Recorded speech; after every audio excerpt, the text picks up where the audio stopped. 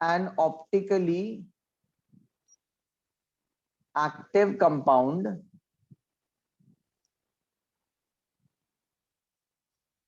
can rotate the plane of polarized light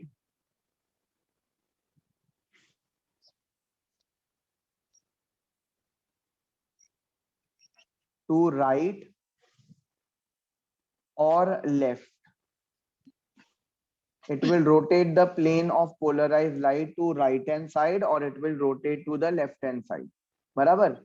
अभी वो right में या लेफ्ट में रोटेट करेगा, ये हमें एक क्या बोल सकते हैं, हमें एक मशीन से पता चलता है, that is called as polariser.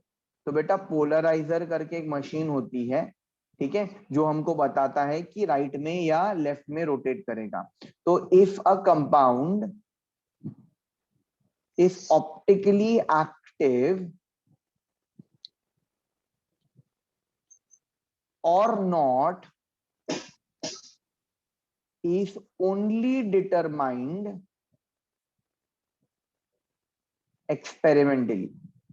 Experiment के थ्रू ही पता चल सकता है बेटा, अगर लेफ्ट साइड में रोटेट कर रहा है तो या राइट साइड में रोटेट कर रहा है तो ऑप्टिकली एक्टिव है, अगर रोटेट नहीं कर पा रहा है तो इनएक्टिव है. तो ये हमें सिर्फ एक्सपेरिमेंट के थ्रू ही पता चल सकता है. बराबर? हाँ बराबर. लेकिन हम लोग ने क्या किया है, हमने सारे ऑप्टिकल एक्टिव कंपाउंड्स को साथ में रखा है and we have found some similarities. तो हालांकि ये हमें एग्जैक्टली सिर्फ एक्सपेरिमेंट के थ्रू पता चलेगा, ये पोलराइजर मशीन के थ्रू पता चलेगा. पोलराइजर बोल रहा हूं मैं, it is sorry, it is called as polarimeter. Machine का नाम है polarimeter. I am really sorry, इसका मशीन का नाम है polarimeter.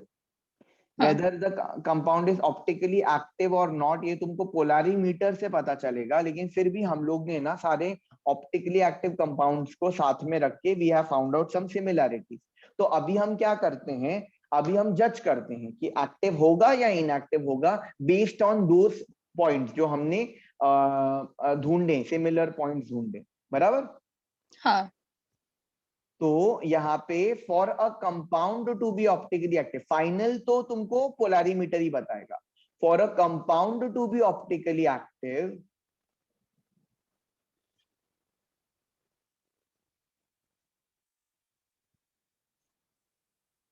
it should have a chiral center.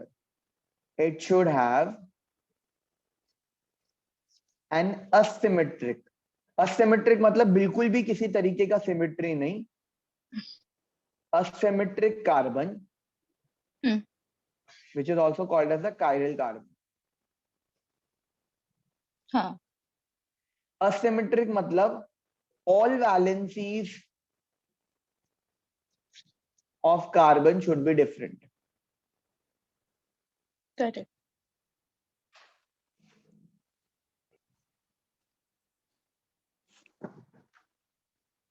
तो तुम्हारे पास में कार्बन है, लेट्स से यहाँ पे मैंने डाल दिया है CH3, यहाँ पे मैंने डाल दिया है H, यहाँ पे मैंने डाल दिया है COOH और यहाँ पे मैंने डाल दिया है OH. ये लैक्टिक एसिड है और ये ऑप्टिकली एक्टिव है. बराबर? हाँ. अगर मैंने ये कंपाउंड दे दिया CH3 C CH2 CH3 Cl and H, ये भी ऑप्टिकली एक्टिव है. बराबर. बट इन दोनों कार्बन के अलावा कोई और कार्बन ऑप्टिकली एक्टिव नहीं है, क्योंकि अगर तुम इस कार्बन की बात करो तो इसमें डबल बॉन्ड O है, तो उसके दो बॉन्ड तो ऑक्सीजन को ही अटैच है, तो ये ऑप्टिकली एक्टिव नहीं है. अगर मैं इस कार्बन की बात करूं तो 3 हाइड्रोजन को अटैच है, इधर भी 3 हाइड्रोजन का अटैच है, 2 हाइड्रोजन को अटैच है. बराबर? यहाँ पे 3 हाइड्रोजन, तो सिर्फ यही एक कार्बन है जो ऑप्टिकली एक्टिव है. दिस इज नथिंग बट 2-chloroब्यूटेन या सेक-ब्यूटाइल क्लोराइड. हाँ.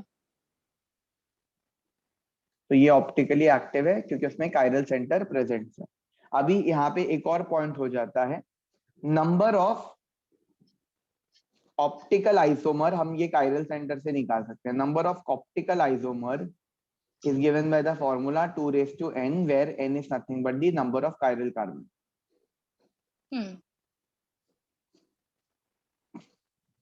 मतलब अगर मैं इनमें बोलूं तो इन दोनों में दो आइसोमर, दो आइसोमर, दो आइसोमर। अगर मेरे पास 2 कायरल सेंटर रहेगा तो उसके 4 आइसोमर रहेंगे। अगर 4 कायरल सेंटर रहेगा तो उसके 2⁴ 16 आइसोमर रहेंगे। 3 कायरल सेंटर रहेगा तो 8 आइसोमर रहेंगे। बराबर? बराबर है। Very nice.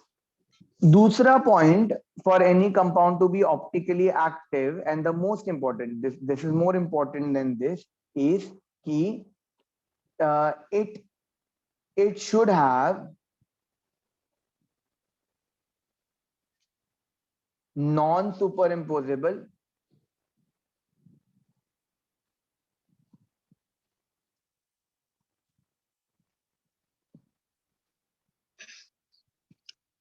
the two compounds will be optically active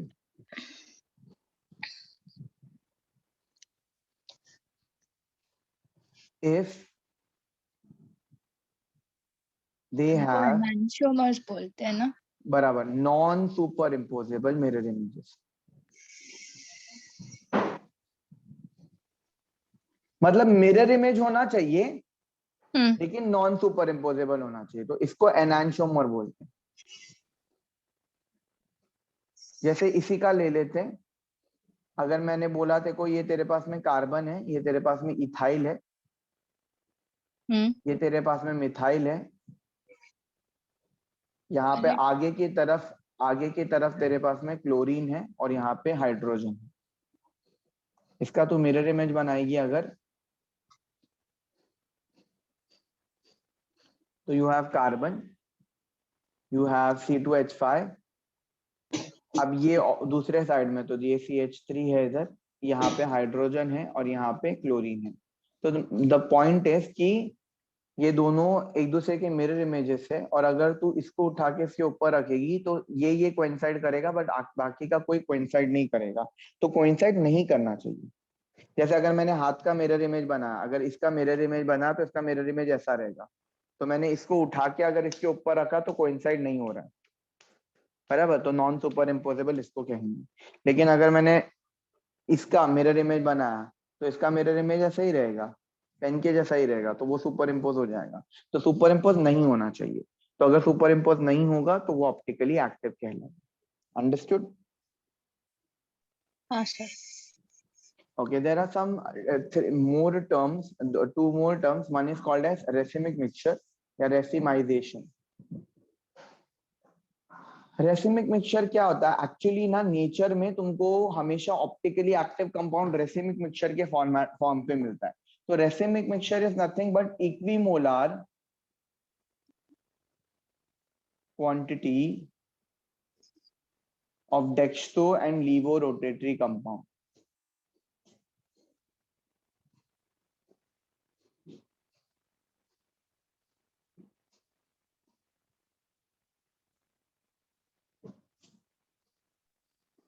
dextro rotatory compound और लीवो रोटेटरी कंपाउंड का सेम प्रोपोर्शन पे। तो रेसिमिक मिक्सचर भी ऑप्टिकली एक्चुअली इनएक्टिव होता है।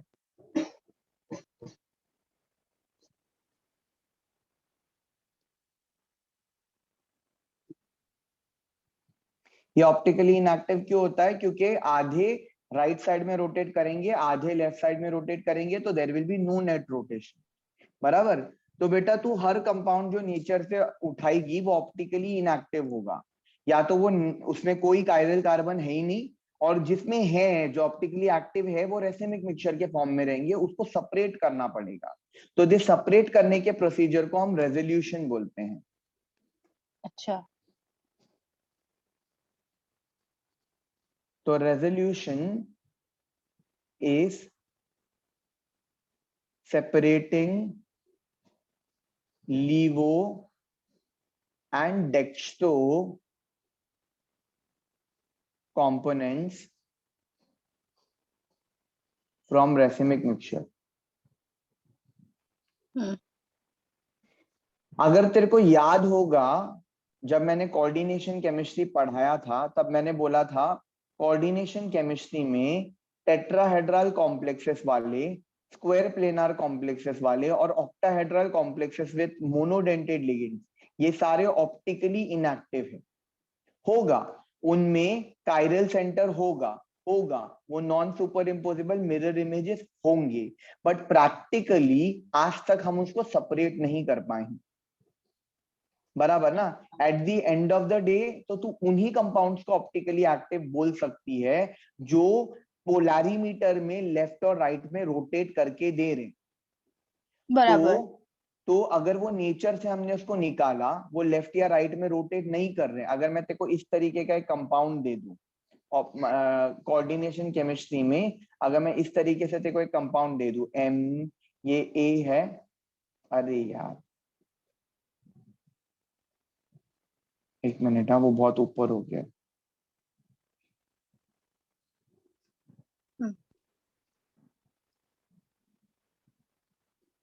अगर मैं तेरे को M बोल दूं, ये A है, ये B, ये C, ये D और ये E और ये F, डेफिनेटली मेरा जो सेंट्रल एटम है इधर, ये कायरल सेंटर है, इसके हर ग्रुप हर जगह अलग अलग ग्रुप्स प्रेजेंट हैं, बराबर। तो it is a chiral centre है।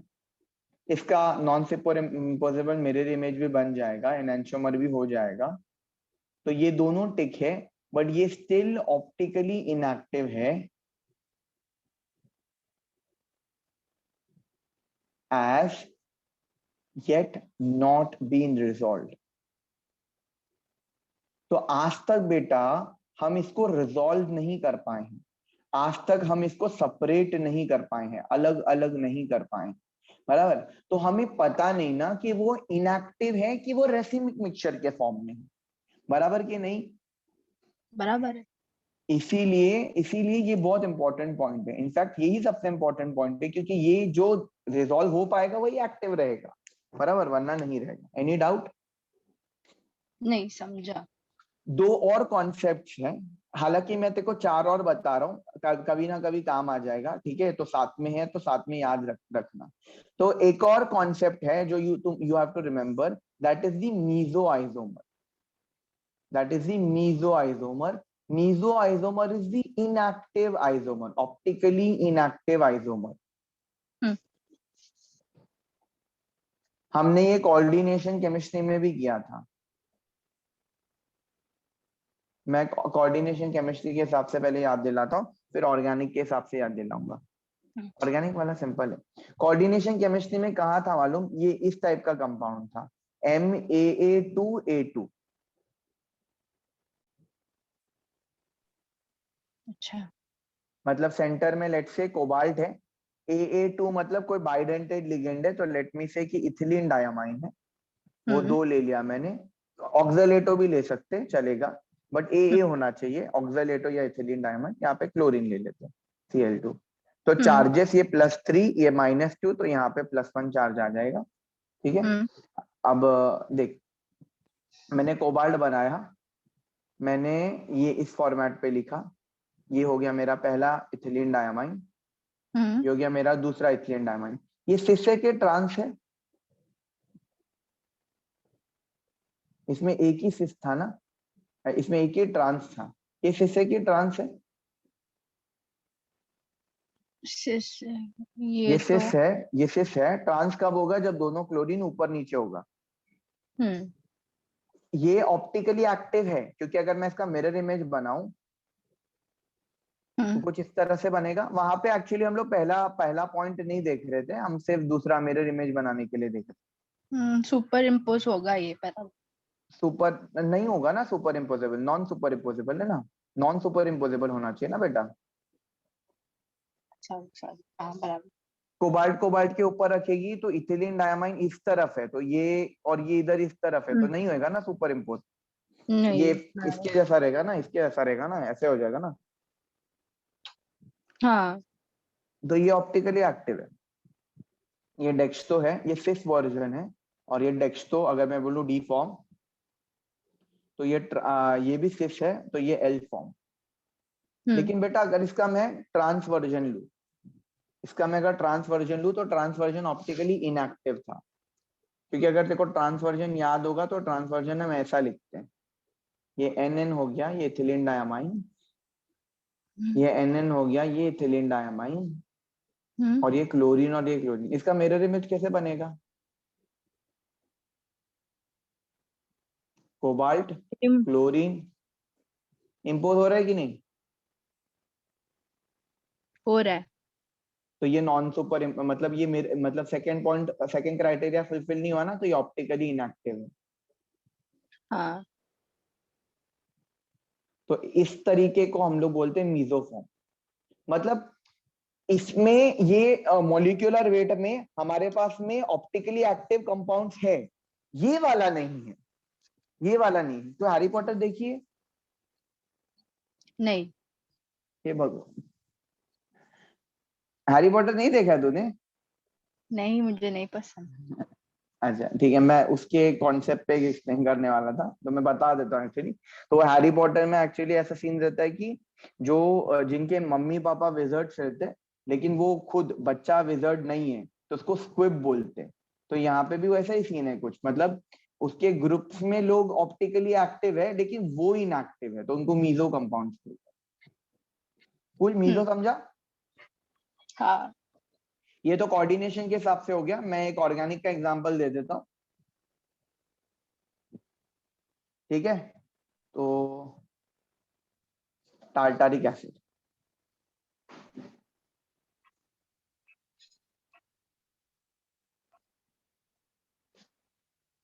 तो we are going for tartaric acid.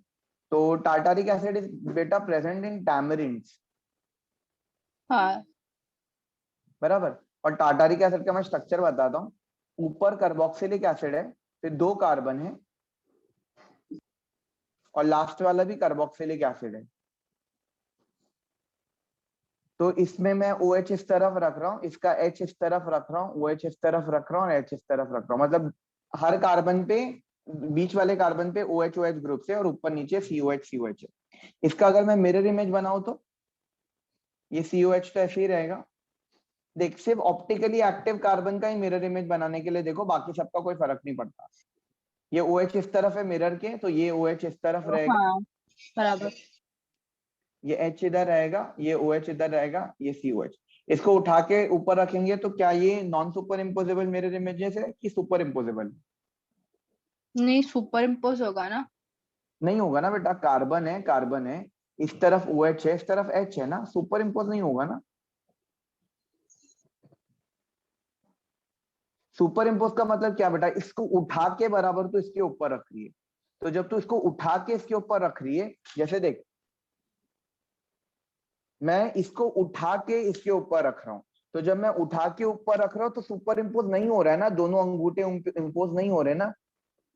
अच्छा, वो मैं कुछ अलग ऐसे नहीं सोच रख रही रहे, थी। ऐसे नहीं हाँ रखते हाँ, बेटा। मैं वैसे सोच रही थी। हाँ हाँ, अच्छा, okay, you sorry. You you pick this up and you put it over here. Take, वापस से करते हैं ये वाला example, see cobalt. You pick cobalt up and you put it on this cobalt.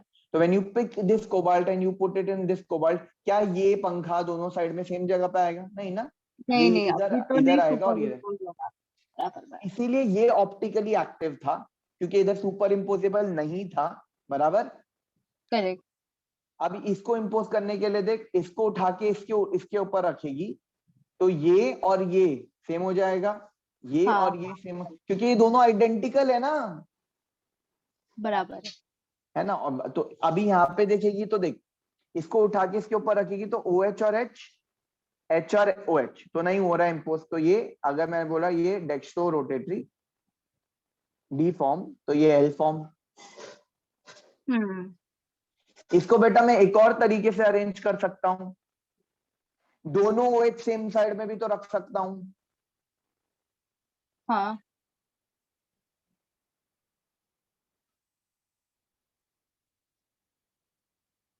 लेकिन इसका मिरर इमेज कैसे बनेगा? अच्छा ठीक है, इसका मिरर इमेज, इसका जो मिरर इमेज रहेगा वो काफी आइडेंटिकल ही रहेगा। सॉरी, यहाँ पे पर इसको मिरर इमेज ये पे भी एक्सप्लेन नहीं कर सुपर सकता। इम्पोज नहीं होगा।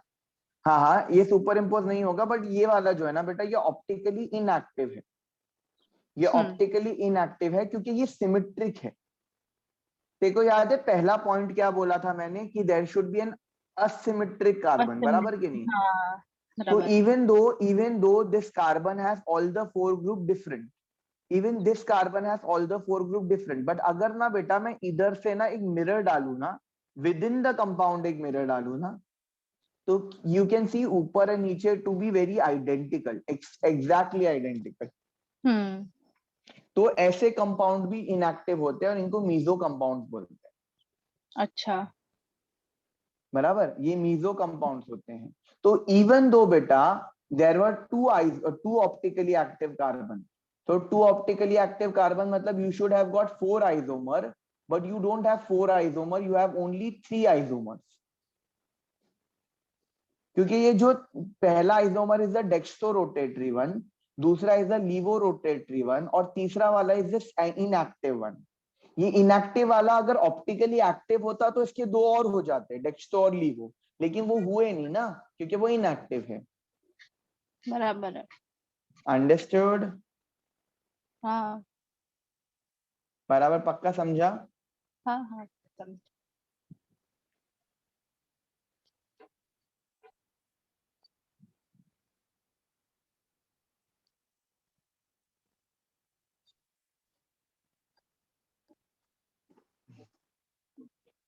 ठीक है, तो वंस दिस इज डन, अच्छा मेरे को और दो टर्म्स, एक और टर्म मेरे को एक्सप्लेन करने का है। There is another term called as डायास्टीरियोमर्स।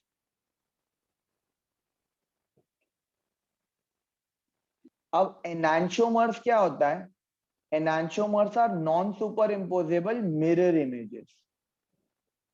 अरे, इधर लिखता है enantiomers.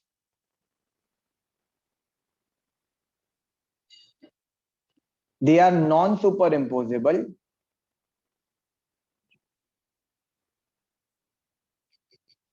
mirror images. Diastereomers, on the other hand, are non-superimposable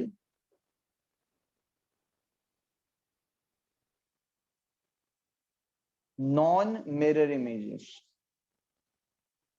ये मैं कार्बोहाइड्रेट पे बताऊं तो बेटर होगा, लेकिन अभी बता रहा हूं। They are not superimposable and they are not mirror images. ठीक है, मिरर इमेज भी नहीं है। अच्छा। तो मैं तेरे को एक बेसिक एग्जांपल देता हूं of glucose and galactose.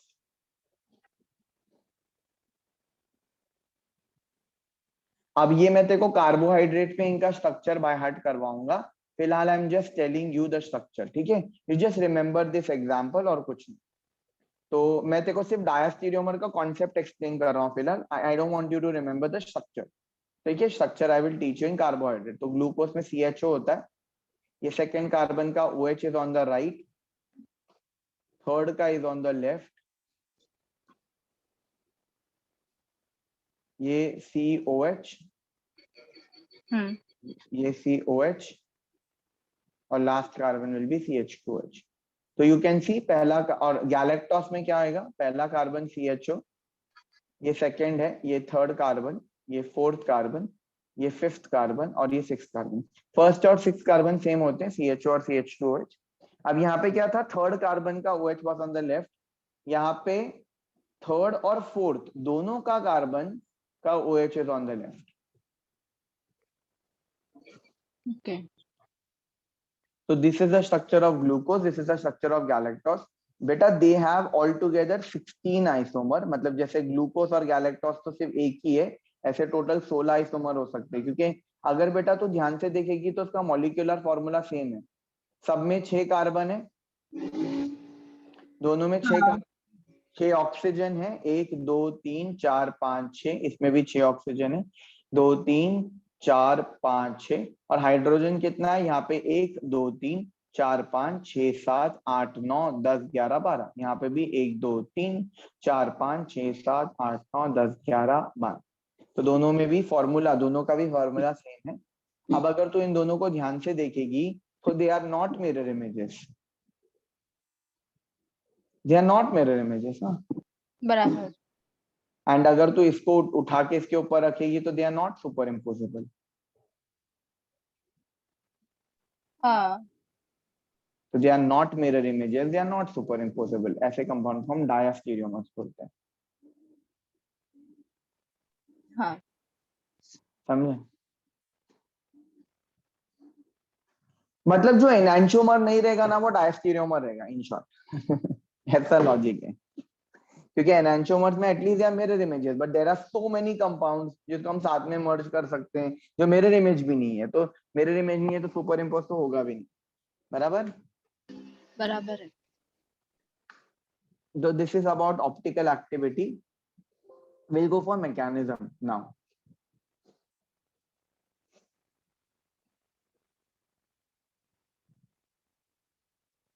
So you have two types of mechanism यहाँ पे SN1 SN2, बराबर, एंड हम उसके बाद में E1 एंड E2 भी करेंगे। तो SN2 मैकेनिज्म हम पहले करेंगे। SN2 मैकेनिज्म पहले इसको पूरा हम लोग अच्छी तरीके से ओपन अप कर लेते हैं। S stands for substitution, N stands for nucleophilic. nucleophile, हाँ and 2 stands for bimolecular. हाँ। Now, why is this called as bimolecular?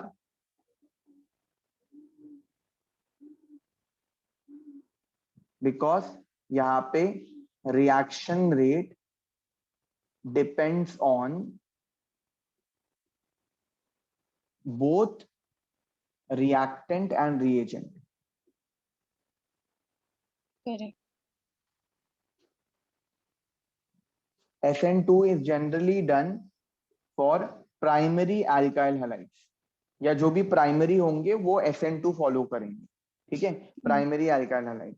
तो there is a simple reaction, जैसे अगर मैंने बोला CH3 CH2Br है, ये प्राइमरी है ग्रुप, इसमें मैंने KOH डाल दिया aqueous, so I know my product is going to be CH3 CH2OH and KBr। जब हम इसका रिएक्शन रेट चेक करते हैं तो यहाँ पे rate of the reaction is actually directly proportional to both C2H5Br। मतलब अगर मैं इसका कॉन्सेंट्रेशन बढ़ाऊं तो रेट बढ़ जाता है, और अगर मैं OH माइनस का कॉन्सेंट्रेशन बढ़ाऊं जो कि ये है उस तब भी कॉन्सेंट्रेशन बढ़ जाता है। तो तुम्हारा rate depends on two molecules, और इसको हम बोलते हैं SN2 मैकेनिज्म। तो this is the reason why we call it as biomolecular reaction, बराबर? बराबर है। Now SN2 mechanism obey it occurs in it is a one step reaction, one step mechanism। One step mechanism का मतलब क्या हो गया, यहाँ पे bond breaking and bond making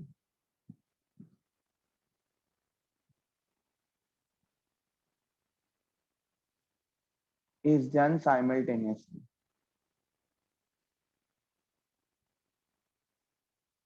in one step। Just a minute, I'll just come back, 1 minute।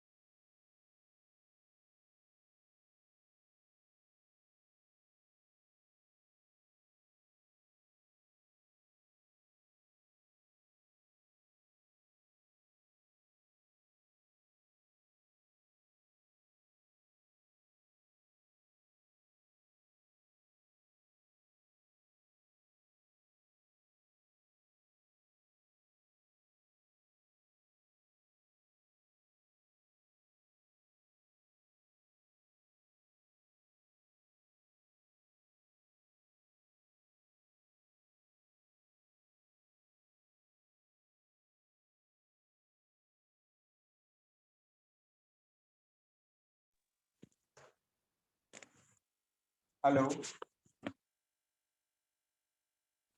हाँ sir.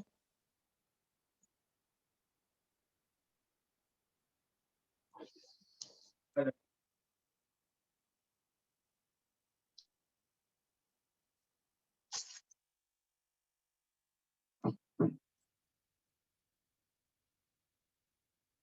Hello.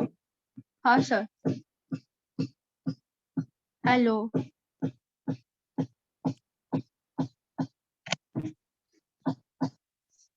Hello.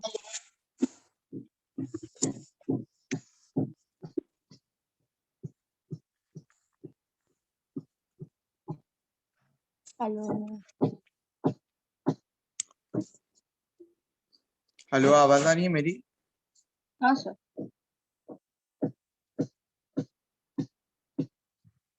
ठीक है, तो यहाँ पे ना SN2 में बॉन्ड मेकिंग और बॉन्ड ब्रेकिंग दोनों भी एक ही स्टेप में होता है, क्योंकि यहाँ पे ना back side attack is possible.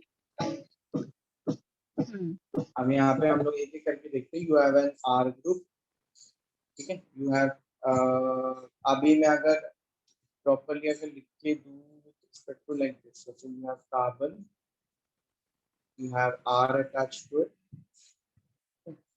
you have hydrogen, you have another hydrogen, and you have आगे की तरफ let's say मैंने halide डाला और मैंने इधर डाल दिया है पीछे की तरफ H।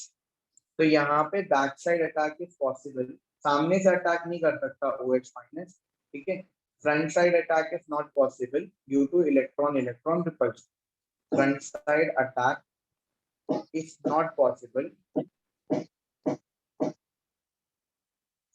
Due to electron electron repulsion,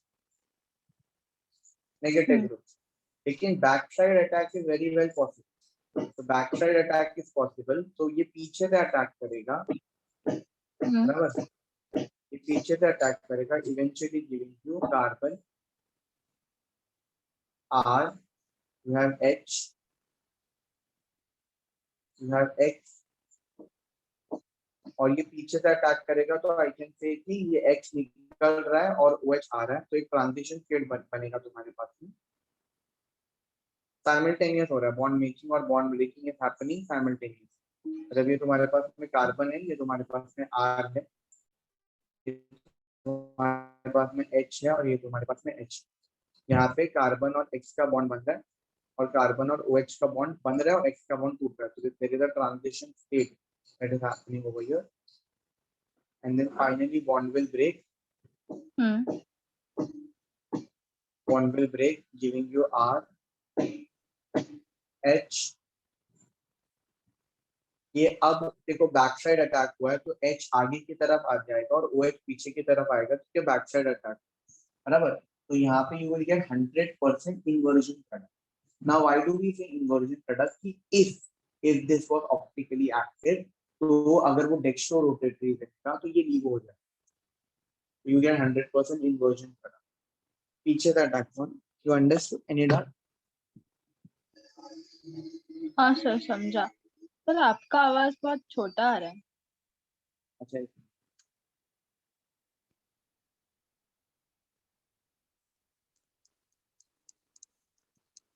हाँ अब बता, अब ठीक है? हाँ हाँ ठीक है। हेलो, अब बता, ठीक है? हाँ सर ठीक हेलो हेलो, है। हेलो। हेलो। हाँ हाँ आ रहा है, अभी बता, ठीक है? हाँ हाँ सर ठीक है।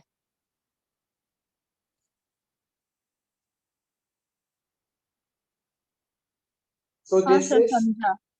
हाँ, so this is 100% inversion product मिलेगा इधर। ये साइमल्टेनियसली होता है, बॉन्ड मेकिंग बॉन्ड ब्रेकिंग, ठीक है। अब इसमें एक आध पॉइंट और है, वो बाद में बताता हूँ, पहले SN1 बताओ। अभी SN1 में क्या होता है?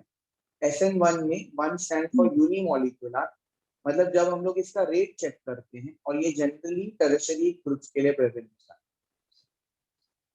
टर्शियरी हाँ अल्काइल ग्रुप्स के लिए। तो you have R, you have C, you have R, you have C, and you have X। तो यू हैव टर्शियरी ग्रुप्स। तो बेटा जब तुम इसको अटैक करोगी, तो यहाँ पे तुमको प्रोडक्ट तो मिल जाएगा, बट जो तुमको प्रोडक्ट मिलेगा वो सिर्फ अल्काइल हैलाइड की ही रिएक्टेंट के ऊपर, कॉन्सेंट्रेशन के ऊपर डिपेंड करेगा।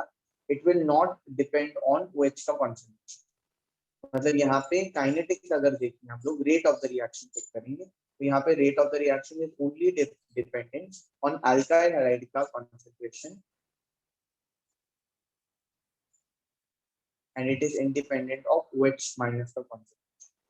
तो सिर्फ अल्काइल हैलाइड की ही कॉन्सेंट्रेशन के ऊपर तुम्हारा रेट डिपेंड करेगा, ठीक है। तो ये हाँ इसीलिए यूनिमॉलिक्यूलर हो जाता है। करेक्ट। बेटा I have taught you thermodynamics, no ना, I have taught you thermodynamics, आपने सिखाया है मुझे। I have taught you thermodynamics. I have taught you solution and colligative properties. Huh? हाँ हाँ I have completed that chapter also. No? Yes. Okay, so I have to teach you solid state. I have not taught you solid state. No no I have not taught you kinetics, chemical dynamics, no and I have not taught you equilibrium. No. Okay. Yes. Physical में मतलब ज्यादा chapter बचे नहीं, मैं वही सोच रहा था ऑर्गेनिक कितना से बड़ा।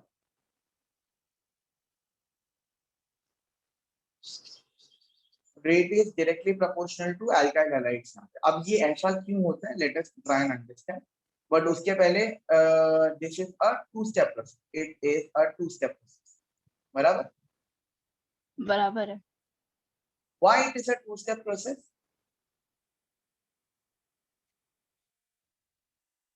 टू स्टेप प्रोसेस, पहले अटैक होगा, नहीं फॉर्म होगा। नहीं, पहले अटैक, पहले bond break. Your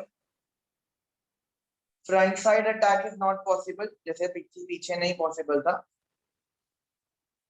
is not possible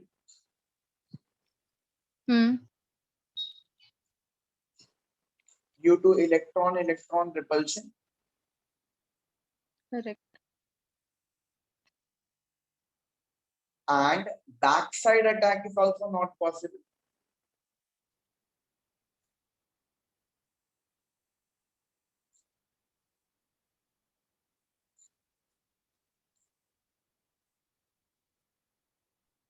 Here both front side and back side, both side attack is not possible due to steric hindrance, बराबर? इधर दोनों भी पॉसिबल नहीं, बराबर? तो your first bond breaking occurs,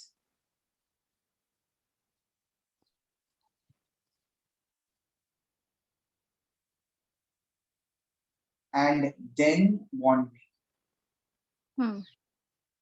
पहले आराम से बॉन्ड ब्रेक होएगा और फिर आराम से बॉन्ड बनेगा। अच्छा है ना, क्योंकि इधर क्योंकि जगह नहीं है ना अटैक करने, ऑप्शन नहीं था, बराबर है। तो ये टर्शरी के लिए होता है जनरली। तो अगर मैंने देखो बोला you have a carbon, you have one alkyl group over here R1, you have another alkyl group R2, you have another alkyl group, यहाँ पे मैं एक काम करता हूँ, पहले आगे की तरफ मैं हैलोजन डालता हूँ, जरूरी नहीं है तुम पीछे की तरफ भी हैलोजन डाल सकते हो, फिर भी 2 स्टेप में होगा, ठीक है।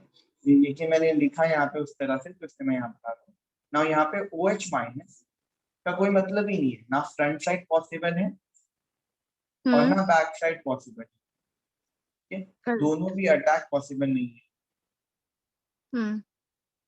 ये नहीं पॉसिबल है, ये भी नहीं पॉसिबल, ये नहीं पॉसिबल है due to steric hindrance, correct. And ये नहीं पॉसिबल है ड्यू टू इलेक्ट्रॉन रिपल्शन, मतलब नेगेटिव रिपल्शन। तो पहले आराम से बॉन्ड टूटेगा, तो स्टेप 1 में हम आराम से बॉन्ड जोड़ेंगे और ये स्टेप को हम बोलेंगे फॉर्मेशन ऑफ द इंटरमीडिएट। अच्छा, अभी अगर X से जाएगा तो इलेक्ट्रॉन लेके जाएगा कि छोड़ के जाएगा? लेके जाएगा, तो कार्बोकैटायन, कार्बोकैटायन बनेगा। तो पहला स्टेप है फॉर्मेशन ऑफ कार्बन। तो यहाँ पे भी हम ट्रांजिशन स्टेट डालते हैं। ट्रांजिशन स्टेट लिखने का ना, एक्चुअली ट्रांजिशन स्टेट ना कभी हमको दिखता नहीं है, जैसे यहाँ पे भी मैंने लिखा ना, ये बॉन्ड बन रहा है, बॉन्ड टूट रहा है, ये हमें कभी दिखता नहीं है। बट अगर हम लोग जब इनका एनर्जी कैलकुलेट करते हैं ना, तो हमको ना एक स्पर्ट दिखता है एनर्जी, मतलब अच्छा। रिएक्टेंट की एनर्जी कम थी, फिर बढ़ गई, फिर स्टेबल हुई। मतलब जब इसका मैं ग्राफिकली ना इसका प्लॉट करने के लिए जाऊंगा ना, हाँ। when I try to plot it graphically, जैसे रिएक्शन कोऑर्डिनेट्स, मतलब जो भी तुमको रिएक्शन में मिला है, हम्म। और यहाँ पे तुमको लेट्स से तुम्हारा है पोटेंशियल एनर्जी।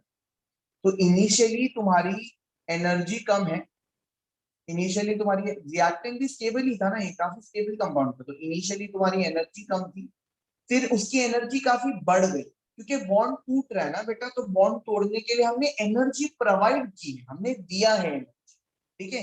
तो दैट एनर्जी पहले बढ़ी और फिर एनर्जी कम हुई, बराबर। अब एनर्जी हम्म। क्यों कम हुई बेटा, जब जब बॉन्ड तोड़ना था तब तूने एनर्जी प्रोवाइड किया, बराबर। बराबर है। लेकिन जब बॉन्ड बना तो एनर्जी रिलीज, करेक्ट, वो स्टेबल हो रहा है ना। तो स्टेबल हो रहा है ना, बॉन्ड बनेगा तो एनर्जी रिलीज होगी, तो उसकी एनर्जी वापस कम हो जाएगी, तो इसको तो हम रिएक्टेंट बोल देते हैं, इसको हम प्रोडक्ट बोलते हैं।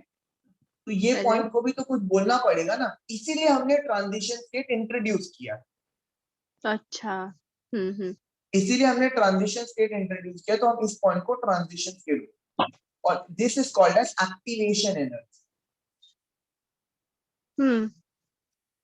This EA is called as activation energy. हम्म।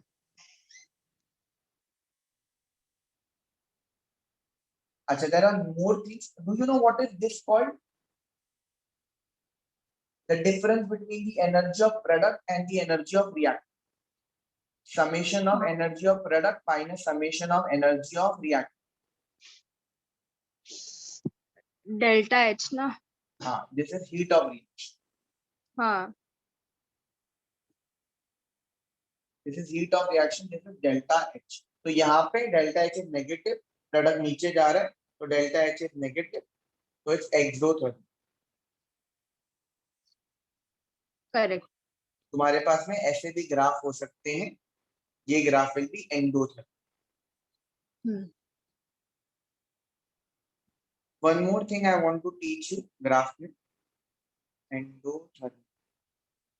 एक ये point, this point right from the base, this is called as threshold energy. इसको मैं TS लिखूं तो नहीं, TS नहीं लिखते, this energy is called as threshold energy,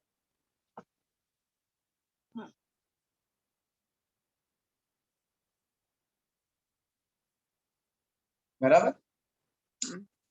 हाँ हाँ। थ्रेशोल्ड एनर्जी इज लाइक कि बॉन्ड ब्रेक करने के लिए तेरे को कितनी एनर्जी देनी पड़ती, नहीं, this is a wrong statement, bond break करने के लिए कितनी एनर्जी चाहिए, तो ऐसा हो सकता है कि बॉन्ड ब्रेक करने के लिए यू रिक्वायर 600 किलो जूल की एनर्जी, ऑलरेडी रिएक्टेंट के पास में 150 है, मतलब reactant this is let's say 150, this is let's say 600, तो रिएक्टेंट हैज 150 एनर्जी, तो activation energy is only 450, you have to supply more 450 ना to reach correct. that threshold. हाँ। तो थ्रेशोल्ड इज की बॉन्ड ब्रेक करने के लिए कितनी एनर्जी चाहिए, तो उसके लिए एक्स्ट्रा रिक्वायर्ड कितना है, that is activation energy, you understood that. हाँ, यानी थ्रेशोल्ड एनर्जी है जो वो एक्टिवेशन प्लस बॉन्ड, डेल्टा है ना। हाँ बराबर, डेल्टा एच नहीं, डेल्टा एच तो पूरा नीचे तक थोड़ी ना जा रहा, अच्छा। हाँ। बराबर, तो इसलिए मैंने कुछ लिखा नहीं, वो ऐसा ये पॉइंट से एकदम बेस लाइन, ठीक है। अंडरस्टूड। हम्म। अच्छा, यहाँ पे भी उसी तरीके से हम लोग लिखेंगे, तो मैं ब्लैक से लिख रहा था तो मैं ब्लैक से लिखता हूँ, यहाँ पे सामने की तरफ हमारा अलाइड है और यहाँ पे पीछे की तरफ मेरा R3, तो बेटा पहले X ब्रेक होने के लिए जाएगा, पहले इत्मीनान से बॉन्ड ब्रेक होगा, तो अब कोई फर्क नहीं पड़ता है कि कहाँ से अटैक क्या, क्योंकि यहाँ पे ब्रेक हो रहा है, तो हम लोग पहले ऐसे दिखाएंगे, ये कार्बन है, ये R1 है, ये R2 है, ये R3 है, और यहाँ से बॉन्ड ब्रेक हो, तो ये अनस्टेबल है, और ये तुम्हारा ट्रांजिशन स्टेट 1। हम्म।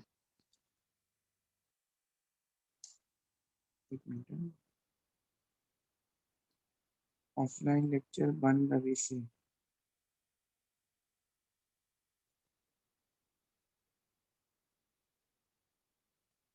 ये कोरोना के केसेस बढ़े हैं क्या बेटा हाँ सर, फिर से बढ़ने लगे। इन मुलुंड एंड ऑल क्या? मुलुंड का नहीं पता, पर मैंने सुना है कि बढ़ने लगे फिर से। अभी फिर से आने वाला है, कोई यूके सेकेंड का वेव, स्ट्रेन है ऐसे बोल रहे। Second wave. अरे बाप, हाँ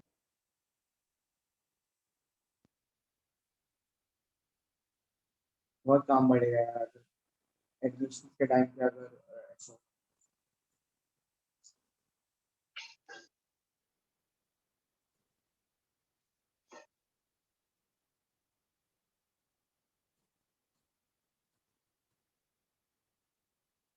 बेटा इसका ज्योमेट्री देखना चेंज हो,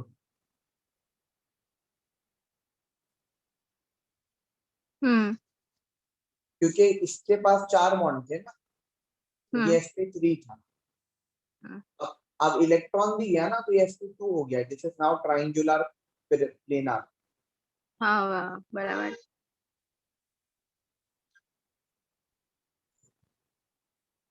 अभी हम लोगों का एक्चुअली ना मेरा भी 2 दिन में एक लेक्चर हुआ था मुलुंड में ऑफलाइन, और हमारा मीटिंग चल रहा था काफी।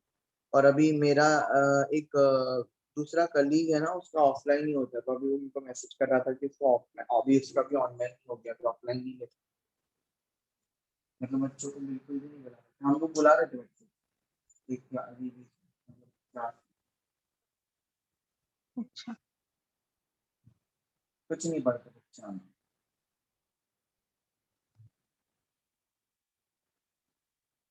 आधा टाइम तो जगाने में लगता है। अच्छा, सेकंड स्टेप में अटैक होगा बेटा। अब कोई पॉइंट अटैक का, सामने से ही अटैक करेगा, पीछे से अटैक करेगा, कहीं से भी कर, दोनों साइड से कर सकता है sir.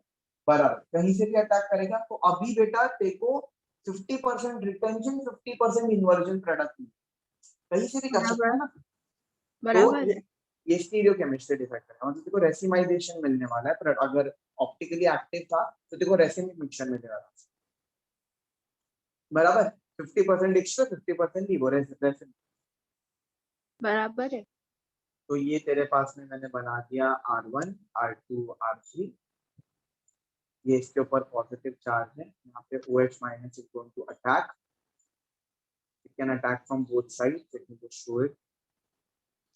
It can attack from front side. It can attack from back side.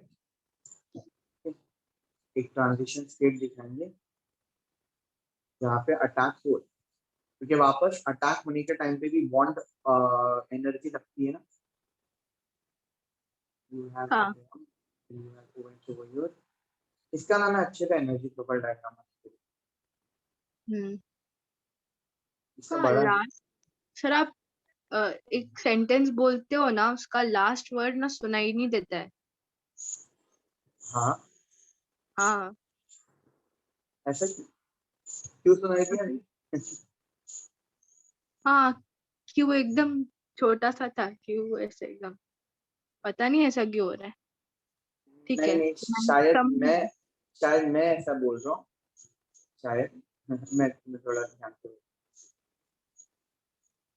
ये OH है और ये R3 है। समझ रहे हैं, ऐसा प्रॉब्लम नहीं है कुछ।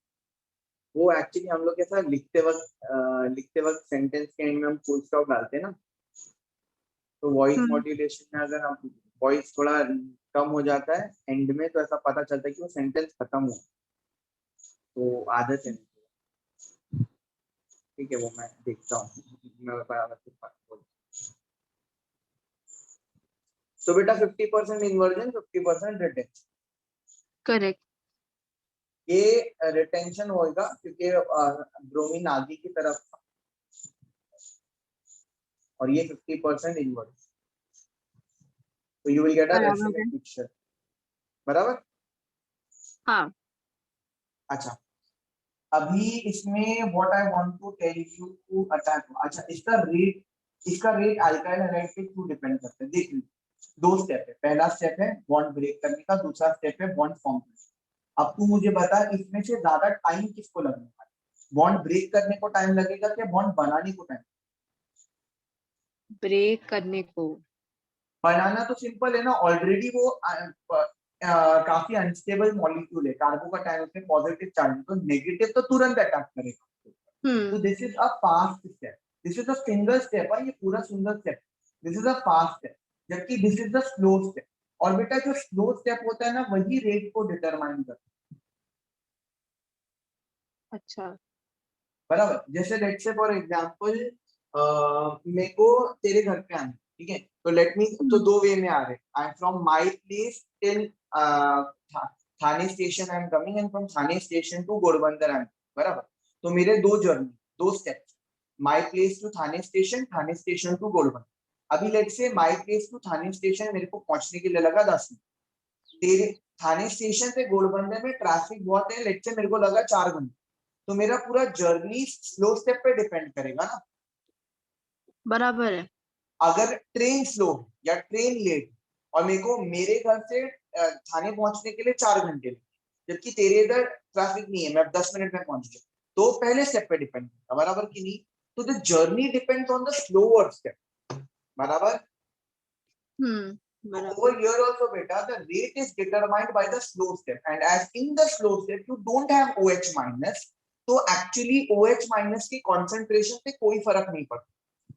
तुम अल्काइल हैलाइड का ये प्रैक्टिकली हम कैलकुलेट करते हैं, यू चेंज अल्काइल हैलाइड का concentration and you check the rate, if and alkyl halide का कंसंट्रेशन चेंज करने के बाद में रेट चेंज हो रहा है, इसका मतलब ये यूनिमॉलिक्यूलर है। OH का रेट चेंज किया लेकिन रेट पे कोई फर्क नहीं पड़ रहा है, मतलब उस पर डिपेंड। अंडरस्टूड? बराबर है। ठीक है, अब मैं ग्राफ बताता हूँ, बस वही बचा है।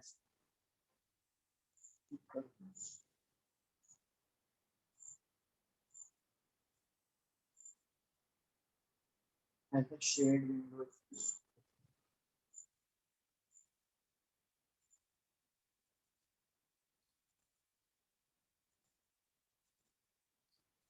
ऑफ SN1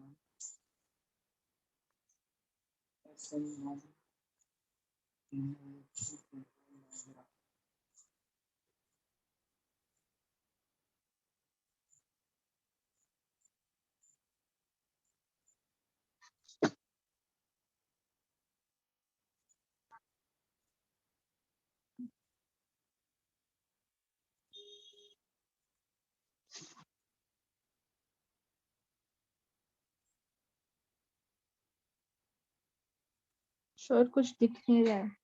हाँ वो मैं एक्चुअली इमेज डालता हूँ।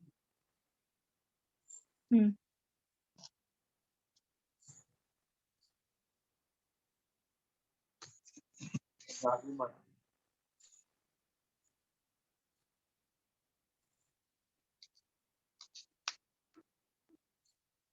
SN2 का भी है और SN1 का भी।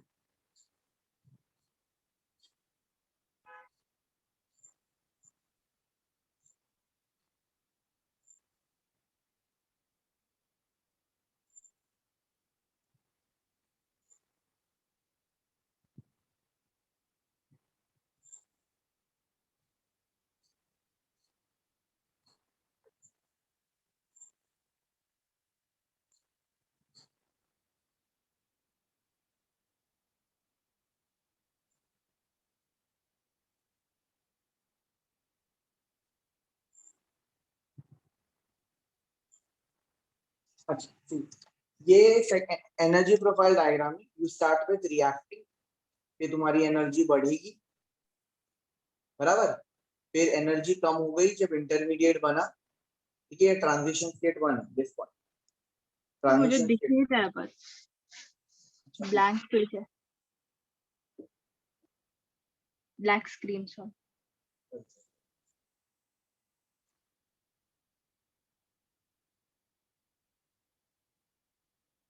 हाँ।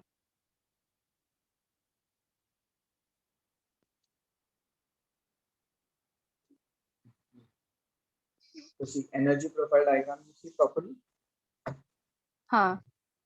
तो एनर्जी प्रोफाइल डायग्राम में ये ऊपर बढ़ रहा, फिर नीचे जा रहा, हाँ। बराबर, तो ये बेटा पहला तेरा स्टार्टिंग मटेरियल है, बराबर। ये ट्रांजिशन स्टेट 1 जहाँ पे बॉन्ड ब्रेक हो रहा था। करेक्ट। फिर ये तेरा कार्बोकटायन है, इंटरमीडिएट। हाँ। तो ये ट्रांजिशन स्टेट 2 है, हाँ। और ये तेरा न्यूक्लियोफाइल, मतलब करेक्ट। अटैच, बराबर। अब इसमें ये बराबर। this will be called as activation energy 1 and this will be called as activation energy 2, बराबर। करेक्ट। तो activation energy 1 and activation energy 2। अब ग्राफिकली बेटा अगर ग्राफ इस तरीके से है तो you know it's a 2 step process. अच्छा, सबसे पहले तो ग्राफ इस तरीके से, ये नीचे क्या है, इसका मतलब ये 1 2 3, देयर आर 2 पीक्स, मतलब it's a 2 step process. Correct. First peak is bigger, मतलब first is the RD, is the rate determined, that is a slower, correct. बराबर। तू बोलती थी ना मेरे को स्टार्टिंग में, मेरे को ग्राफ इंटरप्रेट करना नहीं समझ में आता है, अभी आ जाए। ये बता, एक्सोइक के एंडोइक? ये भी एक्सो ही है। एक्सो 2 स्टेप की 1 स्टेप, 2 स्टेप है, और और जो सेकंड स्टेप है वो rate determining step. Second step is yeah. Now you understood? Yes. Okay. So we are done with SN1 and SN2. Now I will teach you T1 and, ठीक है, ये अभी तुमको बोर्ड्स में नहीं आता है लेकिन एंट्रेंस में आता है। तो मैं एलिमिनेशन के मैकेनिज्म एक्सप्लेन करूंगा, सेम, एग्जैक्टली सेम है, ठीक है। तो मैं तुमको E1 और E2 एक्सप्लेन करूंगा, ठीक है। एलिमिनेशन, अगर एक्वस KOH के साथ में सब्स्टिट्यूशन होता है तो एलिमिनेशन किसके वजह से होता है? Alcoholic KOH। Elimination will be taking place in presence of alcoholic KOH, बराबर। तो अभी और यहाँ पे भी वही है। अच्छा, कुछ और चीजें तुमको पता होनी चाहिए, जैसे SN1 और SN2 में ना बेटा, हाँ। हेडिंग दिया बराबर, SN1 और SN2 में एक्चुअली यहाँ पे ना एक स्ट्रॉन्गर न्यूक्लियोफाइल लगता है SN2 में, क्योंकि देख ना यहाँ पे न्यूक्लियोफाइल का काम है ना, बराबर। रेट में न्यूक्लियोफाइल का काम है कि नहीं, डिपेंड करता है ना न्यूक्लियोफाइल के ऊपर। तो इधर ना स्ट्रॉन्गर न्यूक्लियोफाइल लगता है, स्ट्रॉन्ग न्यूक्लियोफाइल इसको अटैक करना है पीछे, ठीक है। SN1 में क्या है, पहले बॉन्ड ब्रेक होगा, वीक न्यूक्लियोफाइल भी काम कर रहा है, तो इधर ना एक स्ट्रॉन्ग न्यूक्लियोफाइल लगता है, ठीक है। एक मिनट है, ये मैं ना हमेशा कंफ्यूज होता, let me just verify polarity के बारे में, which sorry let's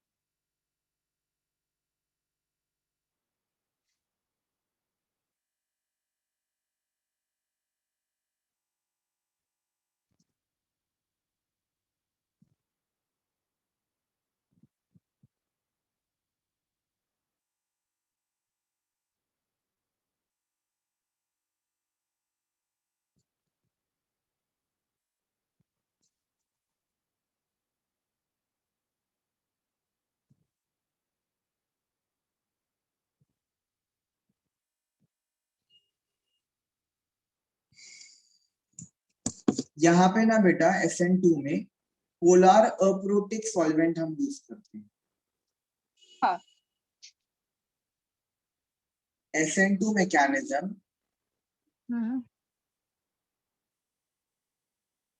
takes place in polar aprotic solvent. What do you mean by polar aprotic solvent? Aprotic solvent मतलब which has no hydrogen. H+ नहीं देगा ना, हाइड्रोजन नहीं होगा। तो एग्जांपल्स अगर दे दूं तो you have acetone, correct. DMSO ये CCl नहीं। वो नॉन पोलर है, उसको नहीं गिनेंगे, ठीक है। DMSO डाइमिथाइल सल्फॉक्सिलेट ऑक्साइड, DMF, ये सारे सॉल्वेंट के प्रेजेंस में। DMSO कैसे रहता है, यही रहेगा बेटा स्ट्रक्चर, से सल्फर कार्बन के बदले सल्फर रहेगा, ठीक है ऐसा। और SN1 is preferred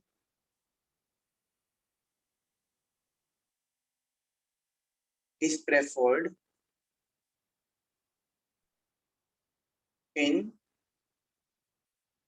polar protic solvent, मतलब जिसमें हाइड्रोजन प्रेजेंट, जैसे NH3, वाटर, ये सब सॉल्वेंट में ये होगा, ठीक है। Acetic acid, any doubt?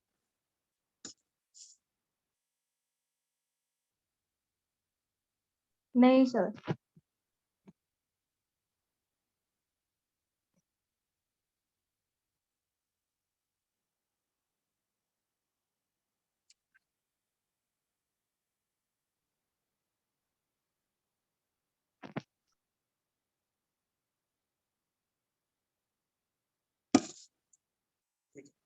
ये है डाइमिथाइल सल्फॉक्साइड और वो है डाइमिथाइल फॉर्मामाइड।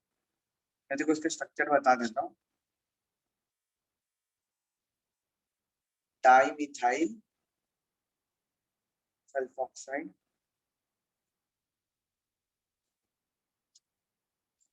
दैट एंड ये DMF है dimethyl formamide, dimethyl formamide.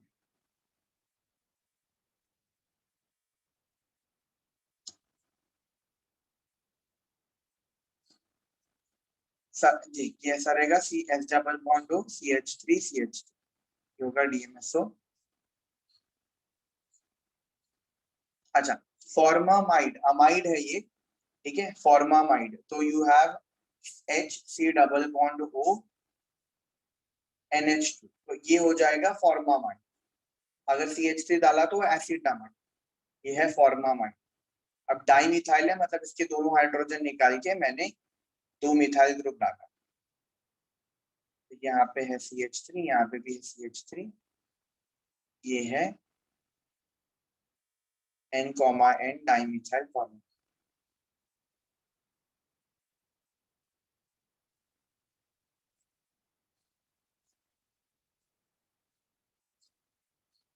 Any doubt? No.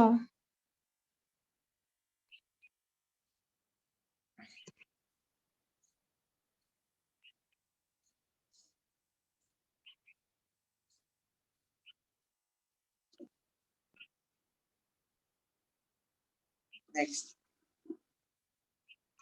अभी E1 और E2 बता रहा हूँ, सिमिलर होता है, एकदम सेम होता है। E1 is very similar to SN1, सिर्फ सेकेंड स्टेप चेंज होता है, मतलब इंस्टेड ऑफ सब्स्टिट्यूशन एलिमिनेशन हो जाता है। तो पहले E2 मैकेनिज्म देखते हैं। E2 मैकेनिज्म, एलिमिनेशन बेटा is alpha comma beta elimination, यहाँ पे जो हम लोग देख रहे, मतलब यहाँ दैट इज, इसका मतलब तुम्हारा अल्फा कार्बन विल लूज या तो हैलोजन या तो OH माइनस, मतलब some nucleophile, any nucleophile, and beta carbon will lose H plus. Now this H plus will be lost from opposite side.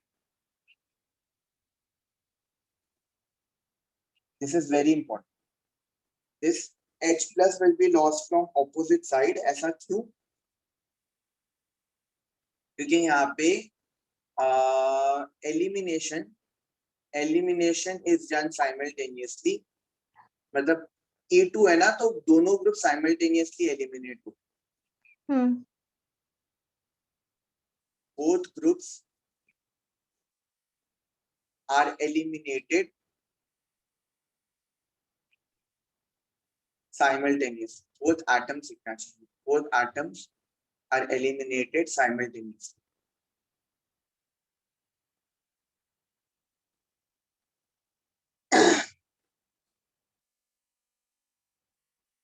मतलब you have CH3 E2SN2 की तरह है। E2SN2 की तरह, exactly हम्म। SN2 की तरह है।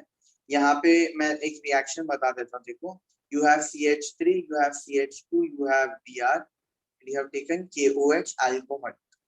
In alcoholic medium you have done, so the product you are going to get is CH2 double bond CH2 plus you are getting KBr and you are getting water. यहाँ पे जब हम इसका rate check करते हैं,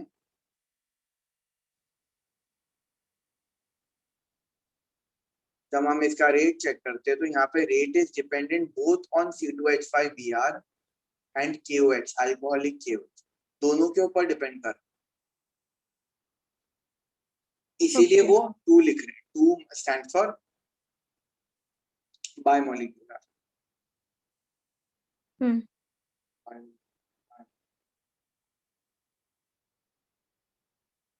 बराबर, correct.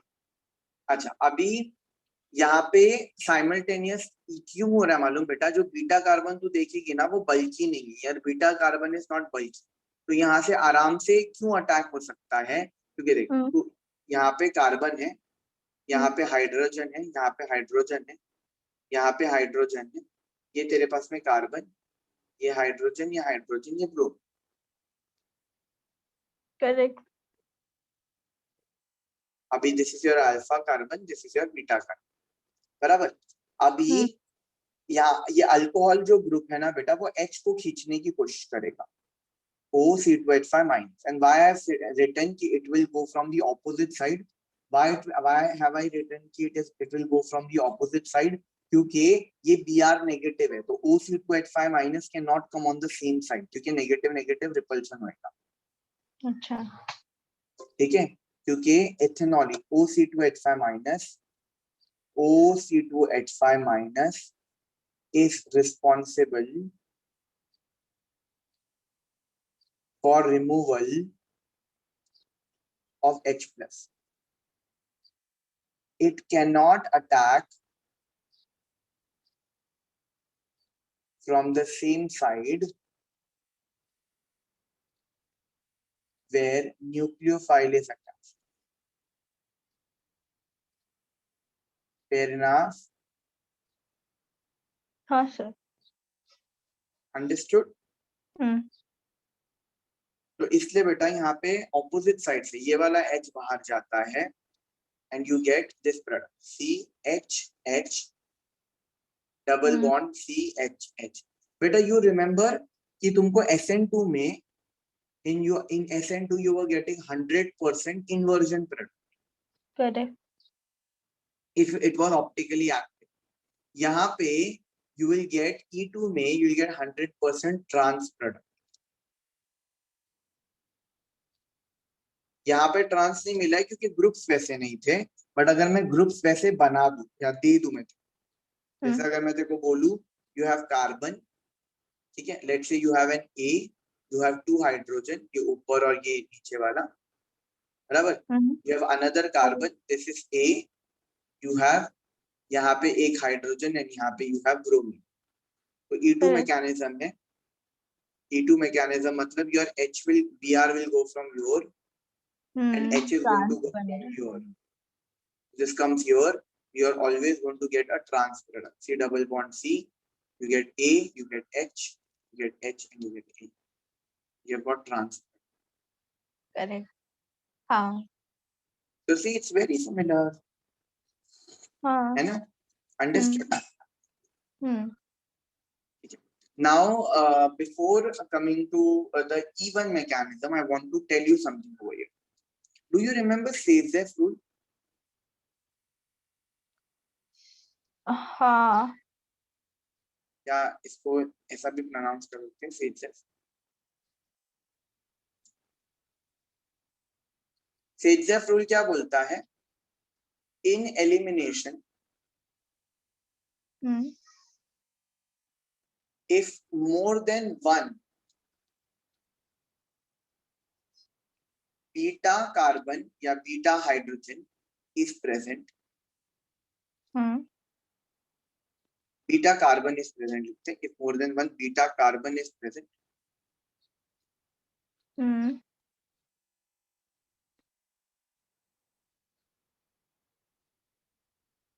इसमें कुछ हॉफमैन्स रूल आएगा ना? हॉफमैन इसका ऑपोजिट है बेटा, जैसे मार्कोनिकॉफ का एंटी मार्कोनिकॉफ है, वैसे ही शेज़र का ऑपोजिट हॉफमैन। मार्कोनिकॉफ क्या बोलता है? Markovnikov is for addition of and शेज़र and Hofmann is for elimination. ठीक है, उधर ऐड होता है ना, Br will go to that double bonded carbon which has less number of hydrogen, ये elimination के लिए। If you have more than one beta hydrogen is present, H plus is lost from that beta carbon, वही है Markovnikov जैसा ही है।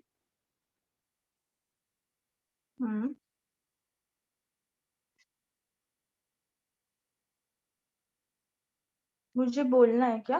Which has less number of hydrogen?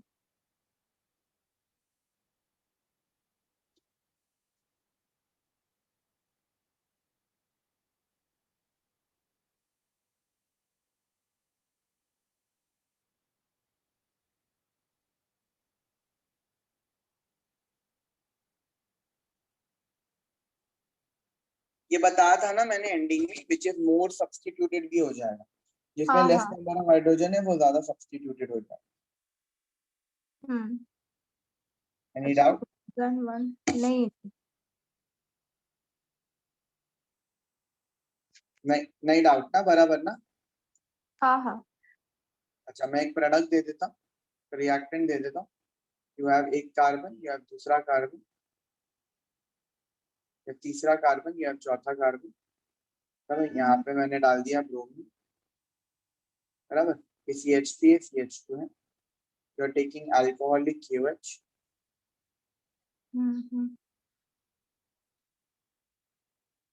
you're taking alcoholic KOH, so Br will go from this carbon and it will go from this hydrogen will be preferred, बराबर? Correct. This will be a major product, right? अभी ये जो carbon है जिसके पास bromine attached है, उसके पास 2 beta carbon है ना, एक राइट में एक लेफ्ट में, पर वो बराबर लेफ्ट में जो है वो ज्यादा सब्स्टिट्यूटेड है ना, और उसके पास लेस हाइड्रोजन भी है, तो वहां से कौन जाएगा? This is the same thing बेटा, which जो ज्यादा सब्स्टिट्यूटेड रहेगा उसको हाइड्रोजन उसमें लेफ्ट कम रहेगा। मतलब देखना, मैंने मार्कोनिकॉफ जब बताया था तो मैंने दो तरीकों से, मतलब दो अलग अलग एग्जांपल देके बताया था, बट अभी तो वो रिवील कर दिया ना मैंने। मतलब हमने पहले जब मार्कोनिकॉफ रूल लिखा था तो हमने लेस नंबर ऑफ हाइड्रोजन के पॉइंट ऑफ व्यू से लिखा था, फिर मैंने एक एग्जांपल दिया था जहाँ पे हाइड्रोजन सेम था लेकिन एक सब्स्टिट्यूटेड था और एक नहीं था, ये वाला दिया था ना एग्जांपल। हाँ, डबल बॉन्ड था, ये था। अब इधर भी सेम हाइड्रोजन है, इधर भी सेम हाइड्रोजन है, बट ये ज्यादा सब्स्टिट्यूटेड। करेक्ट। तो हाँ, इसीलिए तो ये प्रोडक्ट समझा बेटा? हाँ, करेक्ट। अच्छा, अभी I will give you one question, one NEET का क्वेश्चन आया था, it's a very nice question. ठीक है, what is the action of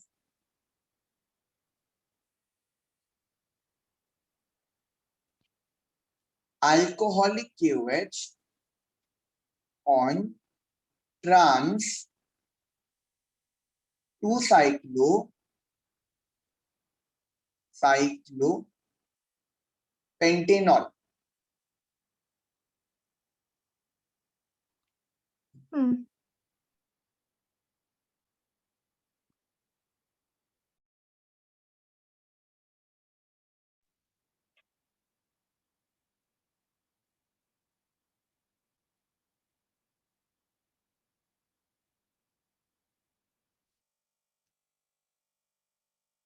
hello,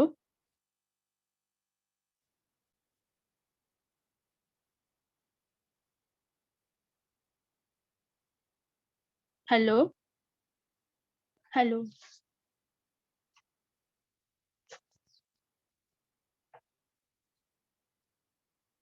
hello.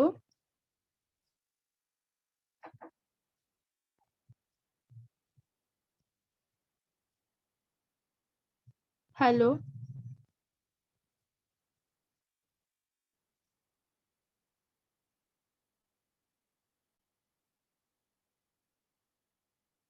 Sir आपकी आवाज सुनाई नहीं दे रही है।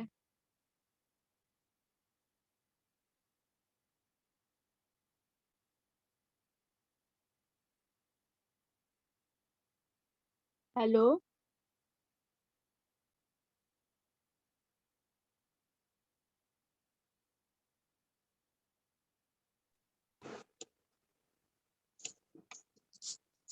हेलो। हाँ सॉरी, वो कॉल आ गई। हाँ, तो ये सॉल्व करना है। What is the action of नहीं अल्कोहलिक? नहीं, साथ में सॉल्व कर रहे हैं। बेटा ये अभी तक ये इसमें ना हम डिहाइड्रोहाइलोजिनेशन कर रहे हैं, मतलब HBr निकाल रहे हैं। यहाँ पे हम वाटर निकाल रहे हैं, ठीक है। तो ये मैंने गलत लिखा है क्योंकि फिर अल्कोहलिक QH नहीं यूज करेंगे, ठीक है। तो ट्रांस हम्म। 1 ब्रोमो, मैंने लिखा क्या था, 2 फिनाइल साइक्लोपेंटेन।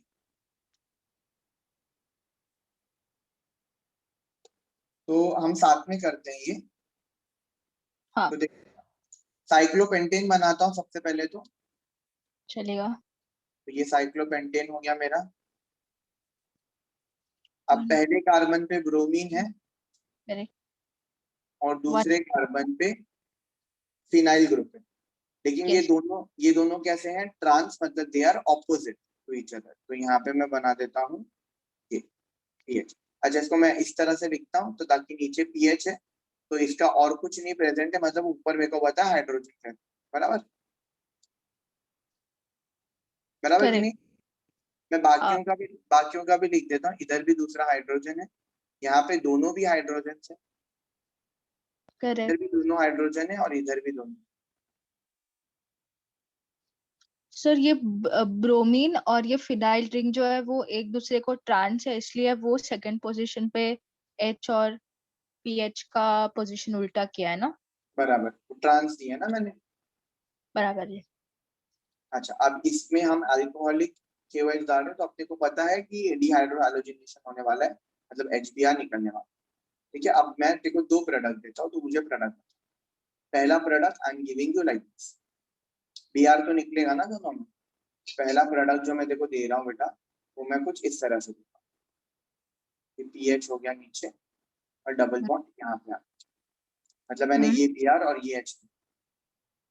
दूसरा प्रोडक्ट जो मैं देखो दे रहा हूँ, मैं देखो ये दे रहा हूँ, क्योंकि इसके पास में भी ये अल्फा कार्बन है, ये बीटा कार्बन है कि नहीं। करेक्ट। तो दूसरा वाला मैं यहाँ पे पीएच, तो पीएच तो यहीं पे आएगा, यहाँ पे मैं डबल बॉन्ड ए हम्म। अंदर है कि बी।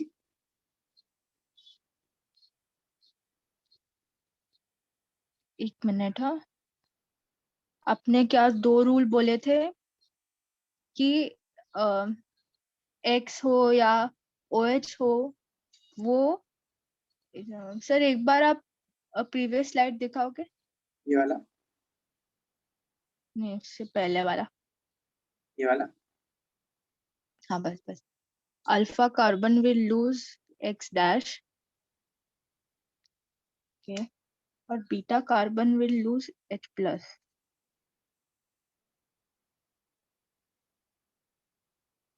और वो अपोजिट होना चाहिए। हाँ सर, अभी वो दिखाओ क्वेश्चन। और ये एक और रूल है, सेट्सेफ रूल, कि अगर 2 बीटा हाइड्रोजन है तो hydrogen will be lost from that beta carbon which is more substituted, या फिर which is less number of hydrogen. अब ये क्वेश्चन, करेक्ट। भी अल्कोहलिक को डबल बॉन्ड तो आएगा, ये करेक्ट है। फिर इसको ब्रेक करते हैं के प्लस ओ एच माइनस में।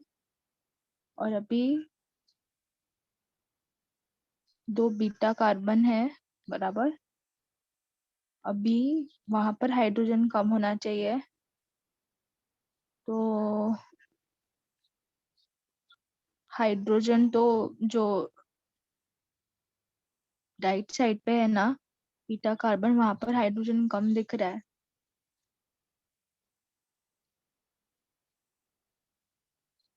हाँ,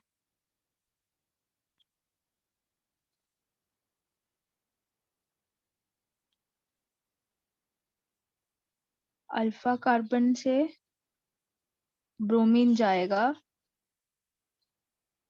K+, मुझे लगता है सर ये option. A option, very good. इसका आंसर बी है, आंसर इज बी।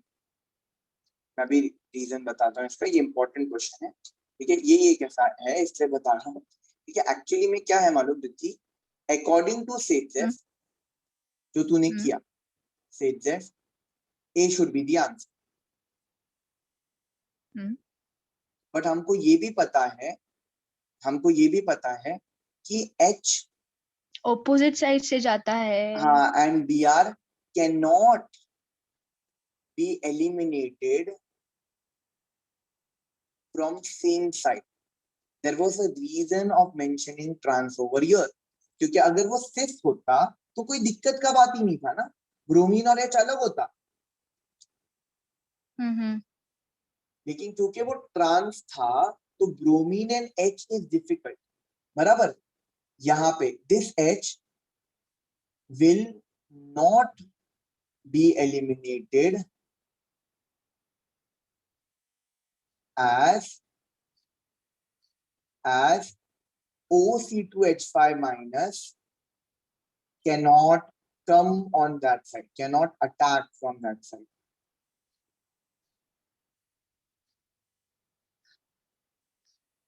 नहीं समझा मुझे। अच्छा, मैकेनिज्म देख, E2 मैकेनिज्म देख। H को लेने का काम कौन करता है? अल्कोहलिक ग्रुप करता है। H को लेने का काम कौन करता है? अल्कोहलिक ग्रुप करता है, हाँ बराबर। हाँ अब बराबर। अल्कोहलिक ग्रुप नीचे से अटैक नहीं कर पा रहा था क्योंकि ब्रोमीन था, तो करेक्ट। ये माइनस है, ब्रोमीन भी माइनस है, तो वो नीचे से अटैक नहीं कर पाए, इसलिए वो ऑपोजिट साइड से अटैक करता है, इसलिए ट्रांस प्रोडक्ट मिलता है, बराबर। बराबर है, हाँ करेक्ट। अकॉर्डिंग टू सीडजेफ ये वाला हाइड्रोजन जाना चाहिए, हाँ बराबर। बट ये सेम साइड में है, ब्रोमीन जिस साइड में है, इसके पास भी दूसरा हाइड्रोजन भी नहीं है क्योंकि फिनाइल ग्रुप में प्रेजेंट, तो इसके हाँ पास कोई बराबर। हाइड्रोजन भी नहीं है, तो ये सेम साइड से निकल नहीं सकता क्योंकि करेक्ट। OC2H5 वो निकलने के लिए ग्रुप रहना चाहिए ना OC2H5 माइनस, इसीलिए OC2H5 माइनस दूसरे साइड से जाएगा, ये साइड से जाएगा और इसको निकाल बराबर। लेगा, तो ये सेजेफ का ऑपोजिट हुआ ये वाले एग्जाम, तो इसलिए ये नोट हाँ। करके रखना जरूरी, ये हमेशा नहीं होगा, ये कभी कभी होता है, तो जानना इसलिए जरूरी, समझा। अच्छा ने सर प्रायोरिटी हम लोग सेजेफ को भी सेजेफ, नहीं देते हैं, वो ऑपोजिट साइड को देते हैं ना। हाँ प्रायोरिटी ऑपोजिट साइड को देते, वेरी अच्छा ऐसा है, okay. Nice, interesting. Yes. Even में कोई दिक्कत नहीं, इवन में बराबर आएगा, इवन में I have to teach you only one point, जैसे SN2 was 100% inversion product and यहाँ पे देखो 100% ट्रांस प्रोडक्ट मिलेगा, इवन में देखो सिस और ट्रांस दोनों मिल सकता है क्योंकि इवन में इत्मीनान से बॉन्ड टूटेगा।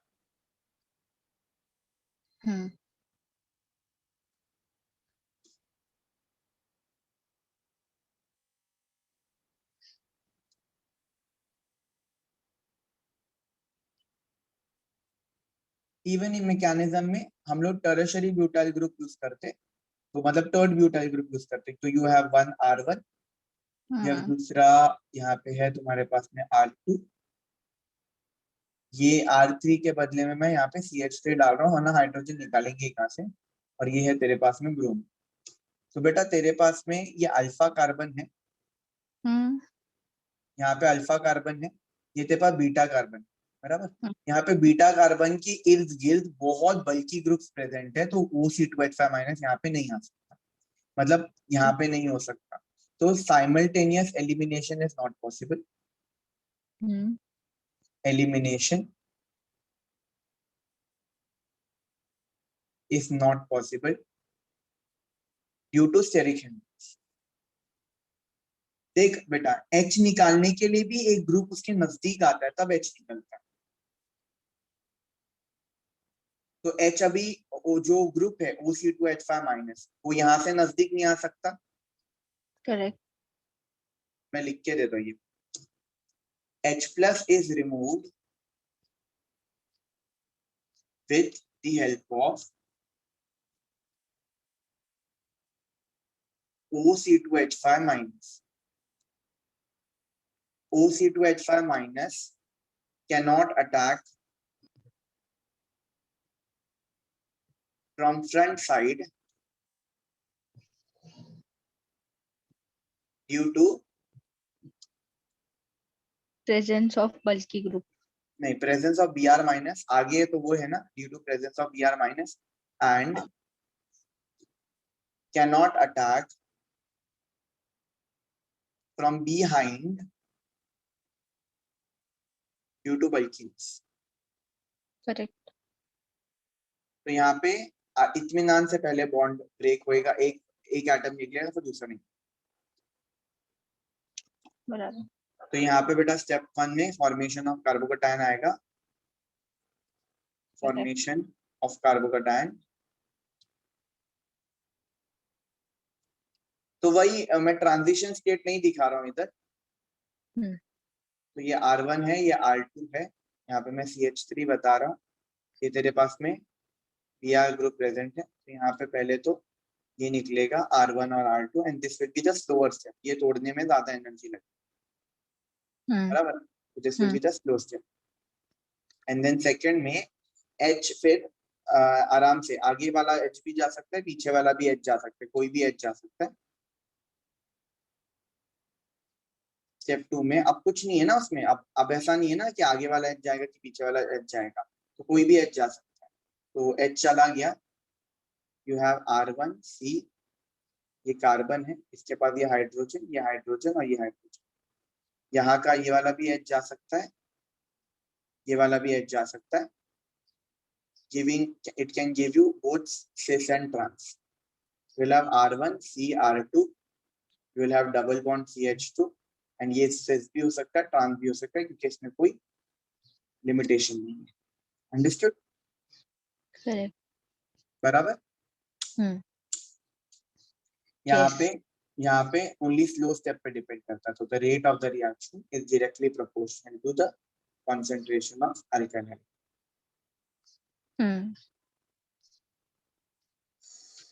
ये पहला एक्चुअली भले ये चैप्टर थोड़ा सिंपल है HBA, लेकिन इसमें कॉन्सेप्ट्स आते हैं ना काफी. ये 2 चैप्टर को ही टाइम लगता है actually. Even though AKC is the biggest chapter, लेकिन उसको इतना टाइम नहीं लगता क्योंकि just reaction reaction reaction by heart करना है उसको. कॉन्सेप्ट इन 2 चैप्टर्स में आते हैं, APE में, अल्कोहल फिनोल ईथर में और अल्काइल हैलाइड्स में. तो ये अल्काइल हैलाइड्स का ये कॉन्सेप्ट हो गया. तो अभी नेक्स्ट लेक्चर में भी हम लोग एक सैटरडे वाले लेक्चर में we will be doing aryl halides. So उसमें बहुत important concepts आएगा कि aryl halides वो reaction नहीं दे पाते जो alkyl halides देते हैं, तो vinyl halide भी नहीं देते हैं. वो सबका explanation रहेगा. फिर जो तुम्हारा region selectivity है, ortho para directing, meta directing, तो पूरे aryl halides का उस लेक्चर में खत्म होएगा. चाहे वो halo alkenes हो, phenol हो, carboxylic acid हो, तो उस लेक्चर में I will complete entire thing उसमें. So next lecture will again be a very conceptually driven, conceptually important topic. Okay. Till we एक बार ये खत्म हो गया ना, अल्कोहल फिनोल ईथर हो गया ना, इवन अल्कोहल हो गया तो by that matter, then फिर उसके बाद में रिएक्शंस के नंबर ज्यादा है, बट ये कॉन्सेप्ट नहीं है. कॉन्सेप्ट कंप्लीट हो जाए. आर यू अंडरस्टैंडिंग बेटा? हाँ सर.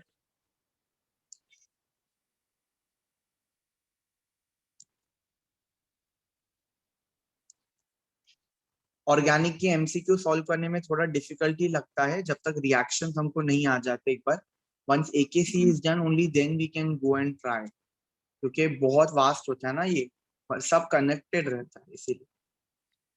बराबर है. ठीक है, तो फिलहाल तुम रिएक्शन बाय हार्ट करने के लिए जाओ. ये सैटरडे तक कर लोगी बेटा? हाँ सर. जो कल का लेक्चर था और आज का लेक्चर था. हाँ. अच्छा, सैटरडे का टाइम मेरे को बता दो.